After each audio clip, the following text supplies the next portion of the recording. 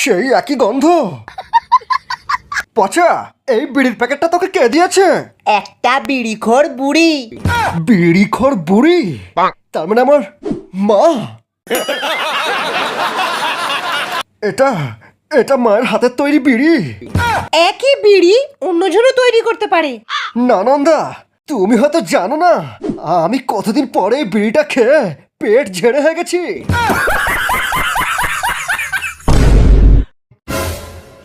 মা, মা, তুমি জানো যে আমি তোমার স্পেশাল বিড়ি ছাড়া কিছু খেতে পারি না মা। মা গো, আমাকে একবার একবার তোমার স্পেশাল বিড়িটা খেতে দাও মা। কতদিন আমার পায়খানা ক্লিয়ার হয়নি মা, একবার। মা, তুমি আর বাবা যখন হানিমুনে গিয়েছিলে তখন একটু খৈনি কিনতে গিয়ে আমার বাবা সিঁড়ি থেকে পা ফসকে পড়ে গিয়ে সেই জায়গায় চোট খেয়েছিল। এ কথা তুমি জানলে কেমন করে?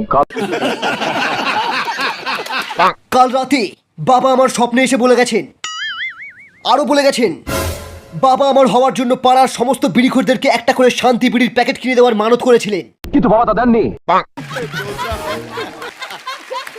এখন এই বিড়িখোরগুলো আমাদেরকে শ্রাপ দিয়েছে, বলেছে এই রাজমহলে সবার পায়খানা বন্ধ হয়ে যাবে, বুকে গ্যাস উঠে সবাই মারা যাবে।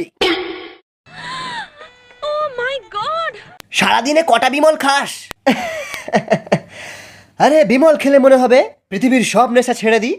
আরে আমি তো হাত দিয়ে যাওয়ার আগেই 10-15 প্যাকেট মেরে দিই। বাবা, আমার বাইকে তেল শেষ হয়ে গেছে। কাল তো 50 টাকা দিলাম। 50 টাকা?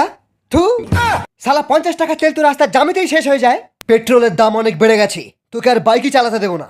আরে দরকার নেই তোমার বাইকের, আজ থেকে আমি টোটো কিনে চালাবো, নিজের টাকায় বাইক কিনবো।